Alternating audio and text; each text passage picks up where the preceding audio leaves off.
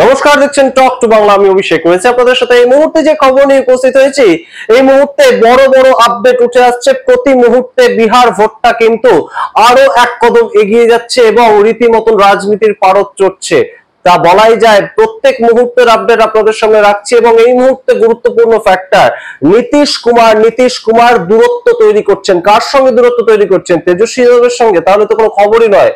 কার সঙ্গে দূরত্ব তৈরি করছেন? দেশের প্রধানমন্ত্রীর সঙ্গে। দেশের প্রধানমন্ত্রী বিহারে আসছেন, পাটনায় আসছেন, তিনি রোড শো করছেন, র্যালি করছেন। নীতিশ কুমার রাজ্যের মুখ্যমন্ত্রী থাকছেন না, কিন্তু প্রত্যেক দিন নীতিশ কুমার নিজে ভিডিও বার্তা দিচ্ছেন, নিজে পোস্টার তৈরি করে ফেসবুক, হোয়াটসঅ্যাপ প্রত্যেকটা জায়গায় শেয়ার করছে। জেডিইউ যে সমস্ত সাংবাদিক থেকে শুরু করে সমর্থক সবাই, কিন্তু সেখানে দেখা যাচ্ছে নীতিশ কুমার নিজেকে বলছেন পরবর্তী মুখ্যমন্ত্রী। 12 দিন বাদে নীতিশ কুমার হতে চলেছেন, নীতিশ সরকার তৈরি হবে, কিন্তু তিনি দূরত্ব তৈরি করছেন দেশের প্রধানমন্ত্রীর সঙ্গে। এটা কিসের ইঙ্গিত? সেই নিয়ে আজকের এই বিস্তারিত ব্যাখ্যা করব এবং তার সঙ্গে গুরুত্বপূর্ণ যেটা ফ্যাক্টর উঠে আসছে, ধর্মেন্দ্র প্রধান কেন্দ্রীয় মন্ত্রী এবং এই মুহূর্তে এনডিএ এর তরফে, বলা যায় বিজেপির তরফে, বিজেপির অবজারভার হিসেবে তিনি কাজ করছেন বিহারে। এবং সেই ধর্মেন্দ্র প্রধান বড় সড়ো একটা বক্তব্য রেখেছেন। তার মত অনুযায়ী এই মুহূর্তে কাটে টাক্কার হতে চলেছে এবং এই মুহূর্তে ভারতীয় জনতা পার্টি বেশ খানিকটা চাপে রয়েছে, সেটা বলে দেওয়ার অপেক্ষা রাখে না। সমস্তটা বলবো আপনাদের সামনে। তার আগে অবশ্যই টক টু বাংলা ইউটিউব চ্যানেলটিকে সাবস্ক্রাইব করে দিন, এই ভিডিও দেখুন শেষ অবধি স্কিপ না করে। আপনারা জানেন এই মুহূর্তে হাড্ডাহাড্ডি লড়াই এবং সেই আমেজেই কিন্তু বিহার একদম রীতিমতন ভোটটা যে হচ্ছে, প্রতিদিন নতুন নতুন আপডেট উঠে আসছে এবং সেখান থেকে আপনাদের একটু আগে খবর দিলাম যে একজন বাহুবলী, তাকে গ্রেপ্তার করা হয়েছে। তিনি আনন্দ সিং, তিনি হত্যার অভিযোগে একজন এনডিএ প্রার্থী, তাকে গ্রেপ্তার করা হয়েছে। ECI, election commission of India, তারা রীতিমতন একটা স্টেপ নিয়েছে, রাজ্য সরকারের কাছে রিপোর্ট তলব করেছে। এই সমস্ত নিয়ে তো চাপে রয়েছে এনডিএ, কিন্তু অন্তর্দ্বন্দ্বের যে কলহ, সেই কলহের যে অভিঘাত বেরিয়ে আসছে বাইরে, সেটাকে লুকোবে কি করে? সেটাকে তো লুকোনোর কোনো জায়গা নেই, কারণ নীতিশ কুমার দূরত্ব তৈরি করছেন, এটা দিনের আলোর মতন স্পষ্ট। এই মুহূর্তে নীতিশ কুমার, তিনি জেডিইউ এর পক্ষ থেকে 101 খানা আসনে লড়ছেন, তিনি প্রতিদিন প্রচারে বেরোচ্ছেন এবং সেই ছবিও আপলোড করছেন তার সোশ্যাল হ্যান্ডেলে। কিন্তু নীতিশ কুমার যাচ্ছেন না পাটনাতে থেকেও নরেন্দ্র মোদীর র্যালি থেকে রোড শো। আজকের কথা আপনাদেরকে বলি, আজকে নরেন্দ্র মোদীর 2 খানা র্যালি এবং একটা রোড শো রয়েছে শুধুমাত্র পাটনাতে। পাটনা বিহারের রাজধানী শহর, সেখানে প্রচার করা এবং অবশ্যই বিজেপির পকেট ভোট সেখানে অনেক বেশি।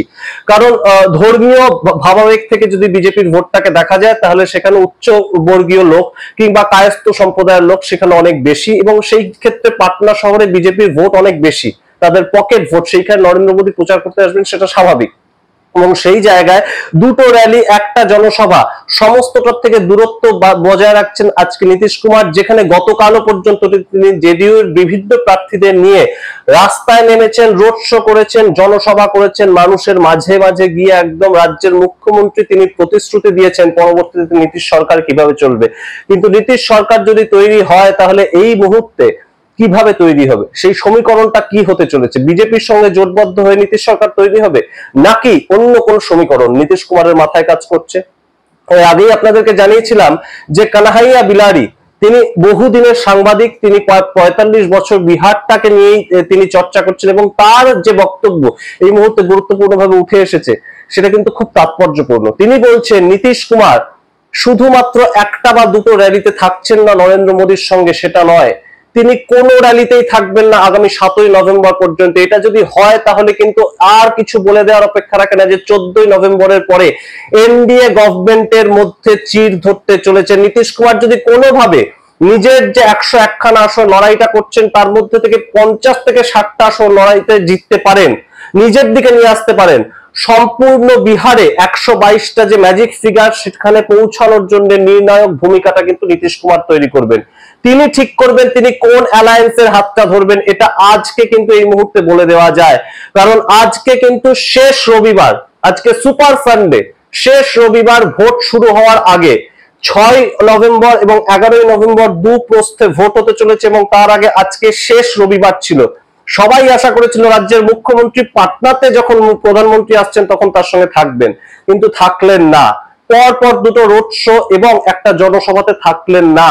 দেশের প্রধানমন্ত্রী একা একা বিভিন্ন মানুষের উদ্দেশ্যে হাত নাড়িয়ে প্রতিশ্রুতি দিয়ে চলে গেলেন।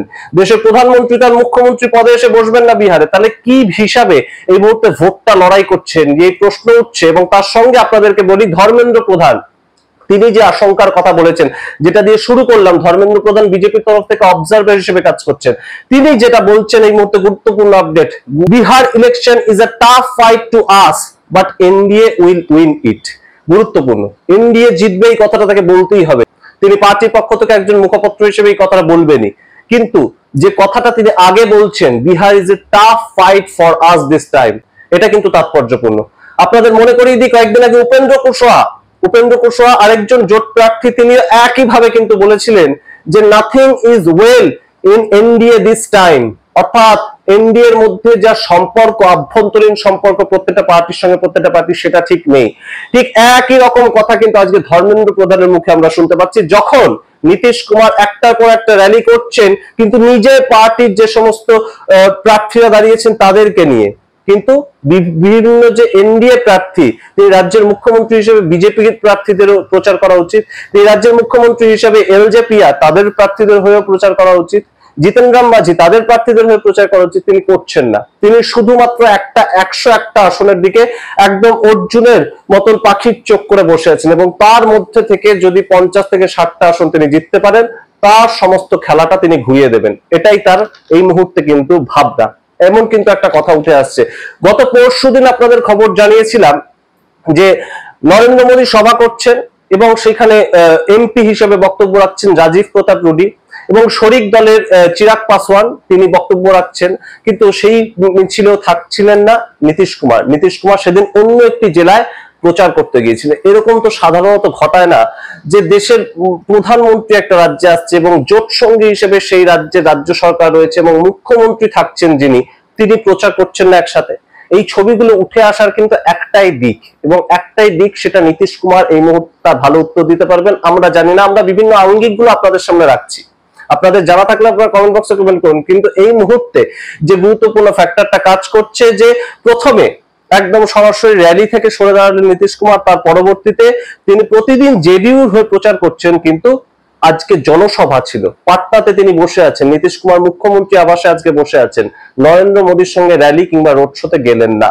তার পরবর্তীতে গুরুত্বপূর্ণ যেটা, আরো একটা বিষয় আপনাদের মনে করাই, যে এই মুহূর্তে এখনো পর্যন্ত মুখ্যমন্ত্রী পদপ্রার্থী কে হবেন এনডিএর তরফ থেকে, সেটা কিন্তু সবাই মুখ দিয়ে বললেও এখনো পর্যন্ত সেটা অফিসিয়ালি ঘোষণা হয়নি। গত পরশুদিন 31 অক্টোবর একটা পৃথিবীর সবচেয়ে ছোট প্রেস কনফারেন্স আমরা দেখেছি বিজেপিতে, এবং সেটা বিহারে ঘটে গেছে, এবং বিজেপির তরফ থেকে জেপি নাড্ডা এসেছিলেন একদম বিজেপির সর্বভারতীয় সভাপতি হিসেবে। তার পরবর্তীতে ছিলেন রাজ্যের মুখ্যমন্ত্রী নীতিশ কুমার, ছিলেন চিরাগ পাসওয়ান, ছিলেন উপেন্দ্র কুশওয়াহা, ছিলেন জিতেন রাম মাঝি, কিন্তু কেউ কোনো কথা বললেন না। 60 সেকেন্ডের মধ্যে একটা একদম বই, তারা ইস্তেহার, এনডিএ এর যে ম্যানিফেস্টো সেটা তারা সামনে রাখলেন, রেখে যে যার মতন চলে গেলেন, যেটা দেখতে পাচ্ছেন আপনারা। এবং কেউ কিছু বললেন না। সম্রাট চৌধুরী শুধুমাত্র ম্যানিফেস্টোটা পরবর্তীতে 20 মিনিট ধরে পড়ে তিনি শেষ করে দিলেন প্রেস কনফারেন্স। কোনো সাংবাদিকের কোনো প্রশ্নোত্তর কোনো পর্ব হলোই না। এবং সেই জায়গা থেকে যদি এনডিএ এর মধ্যে এরকম সম্পর্ক তৈরি হয় যে কেউ কারোর সাথে কথা বলছেন না, স্টেজের মধ্যে কারোর সঙ্গে কারোর বাক্যালাপ নেই, জিতেন রাম মাঝির সঙ্গে উপেন্দ্র কুশওয়াহার কোনো বাক্যালাপ নেই, উপেন্দ্র কুশওয়াহার সঙ্গে নীতিশ কুমারের কোনো বাক্যালাপ, এই যদি পরিস্থিতি হয়, তাহলে কিসের ভরসায় এই মুহূর্তে ভোটে লড়তে চলেছে এনডিএ? শুধুমাত্র 10,000 টাকা করে মহিলাদের খাতায় দিয়ে রাখছে তারা, 1.5 কোটি মহিলার খাতায়, সেটা তাদের ভরসা? আমরা জানি না। এই প্রশ্ন উঠছে এই মুহূর্তে। এবং তার সঙ্গে যেটা আরেকটা গুরুত্বপূর্ণ ফ্যাক্টর আপনাদের মনে করিয়ে দিই, জিতেন রাম মাঝি থেকে, উপেন্দ্র কুশওয়াহা থেকে, সম্রাট চৌধুরী থেকে, এমনকি অমিত শাহ পর্যন্ত সবাই কিন্তু একবার না একবার হলেও বলেছেন যে নীতিশ কুমারই হতে চলেছেন পরবর্তী মুখ্যমন্ত্রী। এখনো পর্যন্ত সেটা কেন ঘোষণা করলেন না দেশের প্রধানমন্ত্রী গত 30 অক্টোবর থেকে শোভাযাত্রা করতে শুরু করেছেন, পর শোভাযাত্রা, রোড শো করছেন, কিন্তু একটা রোড শো থেকেও তো তিনি বললেন না এই কথাটা পরবর্তী মুখ্যমন্ত্রী নীতিশ কুমার হবেন। কেন বললেন না? সেখানেই কি মূল দূরত্ব বিজেপির সঙ্গে জেডিইউর, নাকি অন্য কোনো সমীকরণ, অন্য কোনো খেলা এই মুহূর্তে চলছে? তাহলে কি তীর আর লণ্ঠন তারা একত্রিত ভাবে একটা আন্ডার টেবিল কোনো একটা তাদের মধ্যে সমঝোতা হয়েছে, যেটার পরবর্তী আমরা ফলাফল দেখতে পাবো 14 নভেম্বরের পরে? এই প্রশ্নগুলো উঠছে, এই প্রশ্নগুলোর ইঙ্গিত দেখা যাচ্ছে বলেই উঠছে। সামগ্রিকটি রাখলাম আপনাদের সামনে, বিভিন্ন আঙ্গিক তুলে ধরলাম। আপনারা সামগ্রিক রিপোর্টের ভিত্তিতে কি মনে করেন অবশ্যই কমেন্ট বক্সে কমেন্ট করুন। দেখতে টক টু বাংলা, অবশ্যই টক টু বাংলা ইউটিউব চ্যানেলকে সাবস্ক্রাইব করে দিন। ধন্যবাদ।